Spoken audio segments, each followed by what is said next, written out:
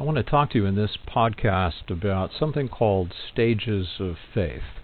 It's related to the issue of spirituality, and it's a little difficult, a little complicated, so stay with me. There are stages in human spiritual development. Now, we know that there are stages in human physical development. It doesn't take a scientist to know that babies develop and become children, and children go through puberty and become teenagers and adolescents grow up and mature and change physically and become adults and so on. But it was not so obvious that there were also stages in human psychological development. It took people like Jean Piaget, Erik Erikson, and Lawrence Kohlberg to expound these stages in human psychological development and help us understand that people are at different places psychologically, and that it's unreasonable to expect people who are at a certain psychological place to be able to process information or perform various mental functions in the same way as someone who is at a higher level of psychological development. Well, in the same way, there has been study given to the stages of human spiritual development. And the primary source here is the work in Stages of Faith by James W. Fowler, whose book Stages of Faith is the primary source material, the primary research material for this idea. I'm going to go, however, a little different direction with a psychotherapist who is an MD, a psychiatrist named M. Scott Peck, who wrote a book called The Different Drum and dedicated a chapter of that book to patterns of transformation. And he starts it out by saying this, and I quote, "Over the course of a decade of practicing psychotherapy, a strange pattern began to emerge. If people who were religious came to me in pain and trouble, and if they became engaged in the therapeutic process so as to go the whole route, they frequently left therapy as atheists, agnostics, or at least skeptics." And then he says, on the other hand, if atheists, agnostics, or skeptics came to me in pain or difficulty and became fully engaged, they frequently left therapy as deeply religious people. So he concluded from this that not everybody's in the same place, and that spiritually people grow from one stage to another as they get a handle on some of the issues in their life. He makes the statement on page 188 of his book, there is a pattern of progression through identifiable stages in human spiritual life. Peck describes these stages as 4. Fowler describes them as 6. Other people have more or less. But in this case, we'll go with Peck. Stage 1 he describes as chaotic, antisocial. Stage 2 as formal, institutional. Stage 3 as skeptic, individual, and Stage 4 as mystic, communal. Let's unpack each of these stages in a little more detail.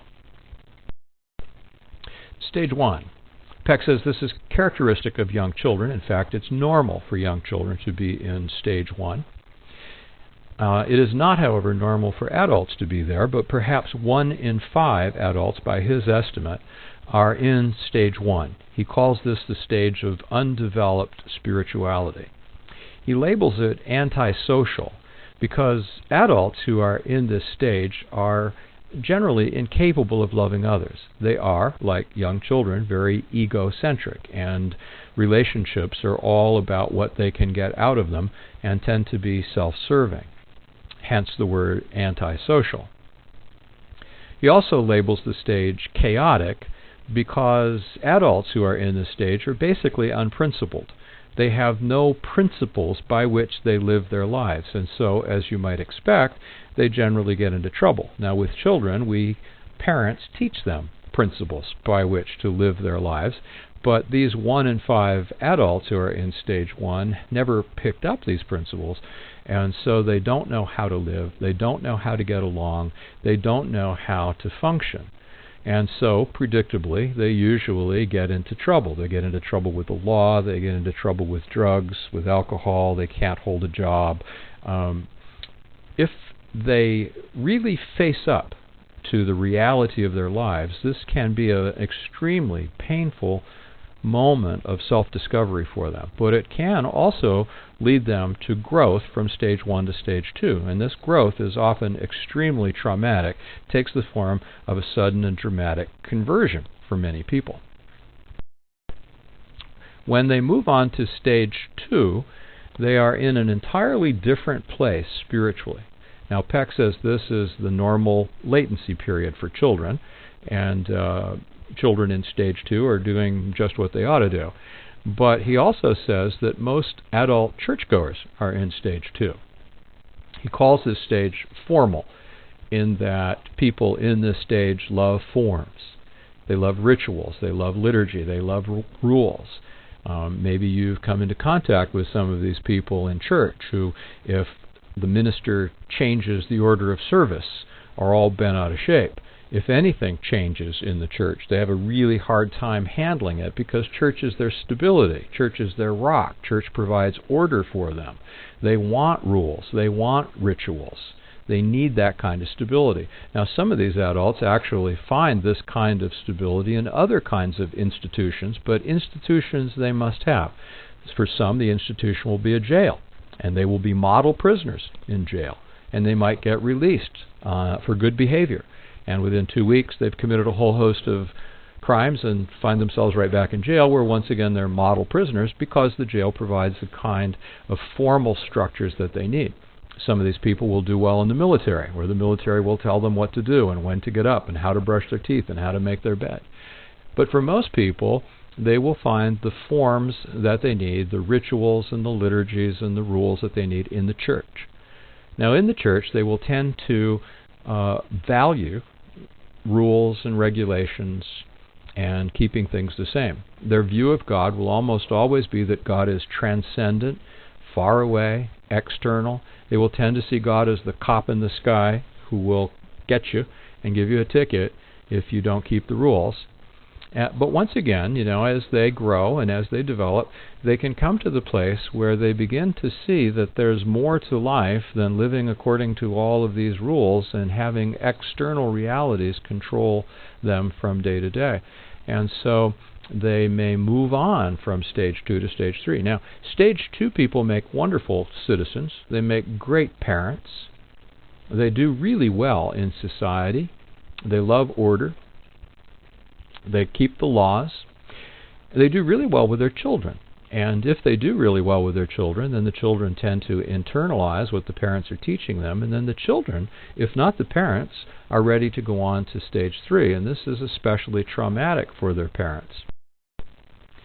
Stage 3, Peck labels the stage of the skeptic. This is where people become atheists and agnostics.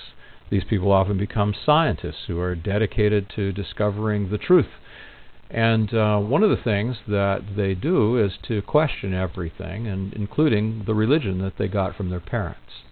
These skeptics, in a sense, throw out all the furniture that their parents furnished their house with. Figuratively speaking, of course. They throw it all out on the front lawn and throw out everything they were taught, everything that they learned from their parents, and then they look at it all and decide what they're going to take back into their own house.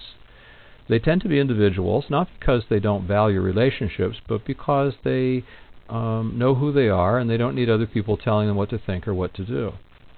This stage is very difficult for people who love them and care about them who are still in stage 2, because they see these kids as leaving the faith and going astray and losing their way. And once again, moving from stage 3 to stage 4 can be a very traumatic experience. Stage 4 people, Peck describes as mystics. This is a really hard term to define. Mystics tend to see the connections between things. They tend to see that life is a great mystery, and they're comfortable with the mystery. In fact, they love mystery.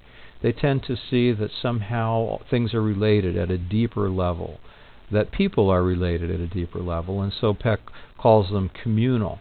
That is to say that they understand the relationships between all the peoples of the earth at a deeper level. These people tend to see Christianity as relationships rather than rules. They tend to see religion not as a set of rules to be followed, but something that optimizes the opportunity for relationships between people and God, and between people and people, and God and people. They see the Bible specifically as more of a love story than a law code. They read the Bible not so much to find out what they should do, but to find out about this wonderful God that stands behind it, and how they can enter into a deeper and more real relationship with Him. They talk a lot about love relationships, about trust, about knowing God as opposed to simply knowing about God. And these stage 4 people, in a sense, have reached the point where they really are ready to have a healthy spirituality. Growth from stage to stage is painful. It's very traumatic. And one of the reasons it is because people in one stage tend to try to hold on to people in that stage and not let them move on. For example, parents try to hold their children in stage 2.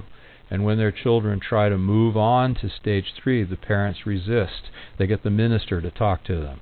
They get the priest to tell them that they'll go to hell if they leave the church or if they don't believe the things that they've been taught to believe.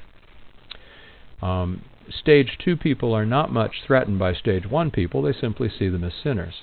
But they are threatened by stage 3 people because they see them as skeptics who are challenging everything and questioning everything. And this is dangerous because it upsets things for stage 2 people and makes them feel very uncomfortable. Stage 3 people, on the other hand, look at stage 2 people and wonder how they could be so superstitious, how they can believe all the things that the religious authorities have taught them, how they can just be content with following rules and regulations and doing the same stuff the same way year after year after year. Stage 3 people, however, are very threatened by stage 4 people because they just don't understand how these stage 4 people who are so smart and who are so good and who are quite scientific and who write such good papers with such great footnotes can believe the things that they believe. They can actually believe in Christianity. They actually believe in God, and they read the Bible, and they go to church. They just don't get it because these stage 3 skeptics don't understand how these stage 4 people can possibly see any reality in all that religion stuff. Stage 4 people understand stage 3 people. They understand that they're simply stuck where they are, and they hope and pray that they will grow to the place where they will see the relational side of religion and understand that religion is not just about rules and regulations, but it is about knowing God and experiencing God and loving God and being in relationship with God. Peck says, and I fully agree, that all the great religions, Christianity, Judaism, Buddhism, Hinduism, Islam, have the ability to speak to people in both stage 2 and stage 4. In other words, people who are looking for religion to provide structures and forms and rules, and also speak to people who are looking to that religion to help them to know God and experience God, and to enter into a deep relationship of love with God. Conversions from one stage to the next are very interesting to look at. From stage 1 to stage 2, conversions tend to be sudden and dramatic.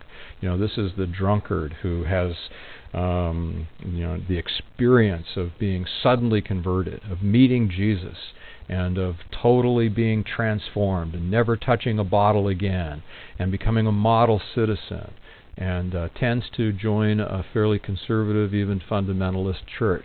He needs that kind of structure, and that kind of church provides it for him.